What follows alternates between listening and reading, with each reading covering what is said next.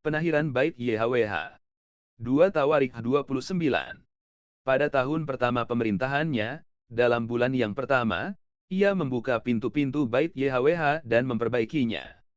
Ia mendatangkan para imam dan orang-orang Lewi, dan mengumpulkan mereka di halaman sebelah timur. Katanya kepada mereka, "Dengarlah, hai orang-orang Lewi. Sekarang kuduskanlah dirimu dan kuduskanlah Bait YHWH, Tuhan nenek moyangmu. Keluarkanlah kecemaran dari tempat kudus. Karena nenek moyang kita telah berubah setia. Mereka melakukan apa yang jahat di mata YHWH, Tuhan kita, telah meninggalkannya, mereka telah memalingkan muka dari kediaman YHWH dan membelakanginya. Bahkan mereka menutup pintu-pintu balai Bait YHWH dan memadamkan segala pelita. Mereka tidak membakar kurban ukupan dan tidak mempersembahkan kurban bakaran bagi Tuhan orang Israel di tempat kudus. Sehingga murka YHWH menimpa Yehuda dan Yerusalem. Ia membuat mereka menjadi kengerian, kedahsyatan dan sasaran suitan seperti yang kamu lihat dengan matamu sendiri. Karena hal itulah nenek moyang kita tewas oleh pedang, dan anak-anak lelaki dan anak-anak perempuan kita beserta istri-istri kita menjadi tawanan. Sekarang aku bermaksud mengikat perjanjian dengan YHWH, Tuhan Israel, supaya murkanya yang menyala-nyala itu undur daripada kita. Anak-anakku, sekarang janganlah kamu lengah, karena kamu telah dipilih YHWH untuk berdiri di hadapannya, untuk melayani Dia, untuk menyelenggarakan kebaktian dan membakar korban baginya.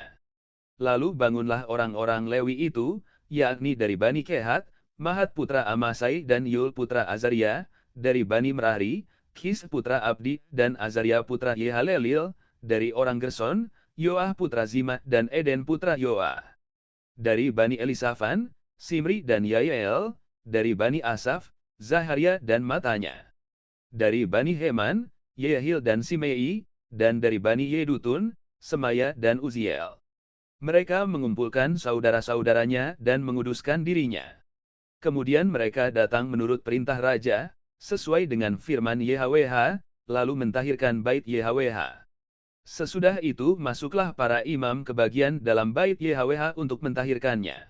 Semua yang najis, yang didapati mereka di dalam Bait YHWH, dibawa ke pelataran Bait YHWH, orang-orang Lewi menerimanya untuk diangkut keluar, ke lembah Kidron.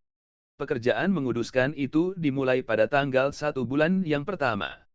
Pada hari ke-8 bulan itu mereka sampai ke balai Bait YHWH dan menguduskan seluruh Bait YHWH dalam 8 hari.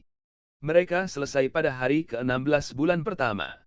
Lalu masuklah mereka menghadap Raja Hizkia dan berkata, "Kami telah mentahirkan seluruh Bait YHWH, juga mezbah kurban bakaran dengan segala perkakasnya, dan meja roti sajian dengan segala perkakasnya. Dan segala perkakas, yang dibuang Raja Ahaz, ketika ia berubah setia pada masa pemerintahannya, telah kami sediakan dan kami kuduskan. Sekarang semuanya itu ada di depan mezbah YHWH." Maka pagi-pagi Raja Hizkia mengumpulkan pemimpin-pemimpin kota, dan pergi ke Bait YHWH. Mereka membawa 7 ekor lembu jantan, 7 ekor domba jantan, 7 ekor domba muda dan 7 ekor kambing jantan sebagai kurban penghapus dosa untuk keluarga raja, untuk tempat kudus dan untuk Yehuda. Ia memerintahkan putra-putra Harun, yakni para imam, untuk mempersembahkannya di atas mezbah YHWH. Lalu mereka menyembelih lembu-lembu itu, para imam menerima darahnya dan menyiramkannya pada mezbah. Kemudian mereka menyembelih domba-domba jantan dan menyiramkan darahnya pada mezbah. Sesudah itu mereka menyembelih domba-domba muda dan menyiramkan darahnya pada mezbah. Selanjutnya mereka membawa kambing-kambing jantan yang akan menjadi kurban penghapus dosa ke hadapan raja dan jemaah. Mereka meletakkan tangannya ke atas kambing-kambing itu.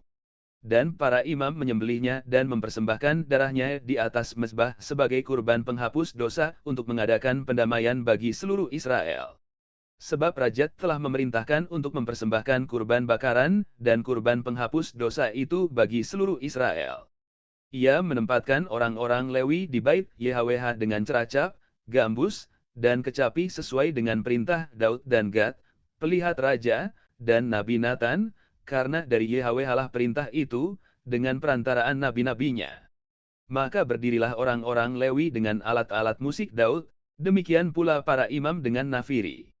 Lalu Hizkia memerintahkan untuk mempersembahkan kurban bakaran di atas mezbah.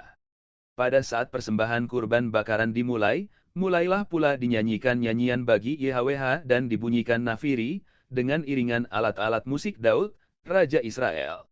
Seluruh jemaah sujud menyembah sementara nyanyian dinyanyikan dan nafiri dibunyikan. Semuanya itu berlangsung sampai kurban bakaran habis terbakar. Sehabis kurban bakaran dipersembahkan, Raja dan semua orang yang hadir bersama-sama dia berlutut dan sujud menyembah. Lalu Raja Hizkia dan para pemimpin memerintahkan orang-orang Lewi menyanyikan puji-pujian untuk YHWH dengan kata-kata Daud dan Asaf, pelihat itu. Maka mereka menyanyikan puji-pujian dengan sukaria, lalu berlutut dan sujud menyembah. Kemudian berbicaralah Hizkia, sekarang kamu telah mentahbiskan dirimu untuk YHWH. Mendekatlah dan bawalah kurban-kurban sembelihan dan kurban-kurban syukur ke bait YHWH. Lalu jemaah membawa kurban-kurban sembelihan dan kurban-kurban puji-pujian, setiap orang yang rela hati membawa juga kurban-kurban bakaran. Jumlah kurban bakaran yang dibawa jemaah ialah, lembu 70 ekor, domba jantan 100 ekor dan domba muda 200 ekor. Semuanya sebagai kurban bakaran bagi YHWH. Persembahan-persembahan kudus terdiri dari, lembu sapi 600 ekor dan kambing domba 3000 ekor. Tetapi jumlah imam terlalu sedikit, sehingga mereka tidak sanggup menguliti semua kurban bakaran.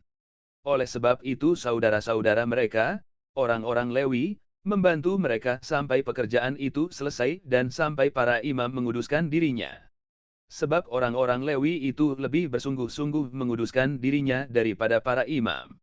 Lagi pula kurban bakaran itu banyak, dengan segala lemak kurban keselamatan dan segala kurban curahan pada kurban-kurban bakaran itu.